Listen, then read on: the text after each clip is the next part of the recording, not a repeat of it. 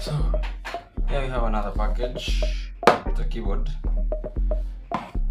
which yeah, it's unboxed. How do we open this? Oh, the other way. Look at that. We have the mouse itself.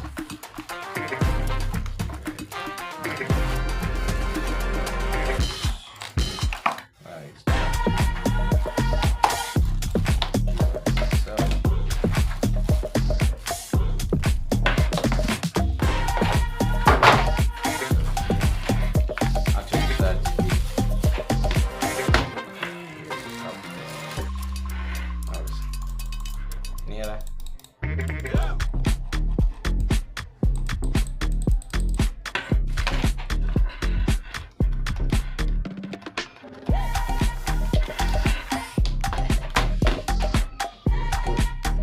Just connect it, we'll see how it goes. So unfortunately, it only lights like that. There's the mouse. The mouse lights are a couple colors. This one you screen lock. You switch them off, lock, switch them on. So, and then it has this level of charcoal.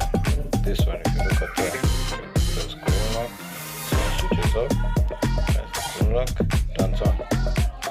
It has 3 colors: blue, red, and green. Only that. So thank you guys for watching. See you in the next one.